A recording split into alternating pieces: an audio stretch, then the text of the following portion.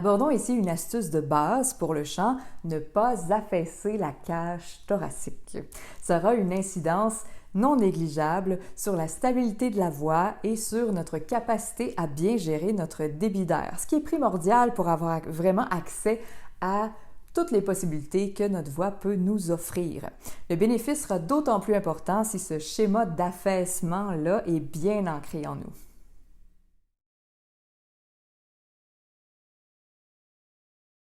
Notre cage thoracique abrite nos poumons. Nos poumons agissent comme des éponges, c'est-à-dire que plus l'espace disponible augmente, plus ils prennent de l'expansion et plus l'espace disponible diminue, plus ils se compriment. Donc, quand la cage s'affaisse et que les poumons se compriment, leur contenu, soit l'air, doit se déplacer, se diriger quelque part. Donc, tout ça s'en va dans la trachée, dans le larynx, exactement là où se produit le cœur de la production vocale. Pendant la phonation, qui est faite sur l'expiration, ce phénomène va venir augmenter la pression d'air et son débit, le débit qui se présente aux plis vocaux. Un changement brusque de débit pendant la phonation a un impact direct sur le travail et la configuration de nos plis vocaux et donc peut facilement porter atteinte à la précision et à l'efficacité, la liberté de leur activité. Et ça, ce n'est pas à notre avantage, vous l'aurez compris. C'est important en tout temps. Précisons quand même quelques moments clés où la tendance à l'affaissement est plus fréquente, voire plus généralisée même. Un moment très important est le début de la phonation, c'est-à-dire le début d'une activité vocale, quelle qu'elle soit, et les petits débuts inclus à l'intérieur, soit les débuts de phrases, les débuts de motifs. Donc, je veux que quand je commence une activité vocale à partir du silence, que j'ai pas automatiquement une fermeture de la cage dans ce sens-là ou vers le bas. Un autre moment fréquent est celui où il y a une augmentation de l'intensité. D'ailleurs, l'affaissement de la cage thoracique fait partie des obstacles ou des nuisances pour la production d'une intensité qui est saine pour notre instrument et efficace pour se transmettre au public.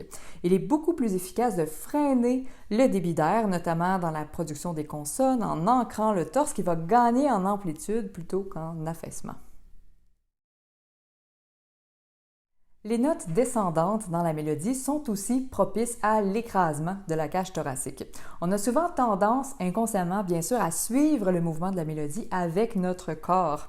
Donc, il se peut, à notre insu, qu'on laisse la cage thoracique s'affaisser quand les intervalles de la mélodie sont descendants et que ça nous place dans une situation qui est beaucoup moins favorisante pour la suite de notre pièce, de notre mélodie, de notre chanson.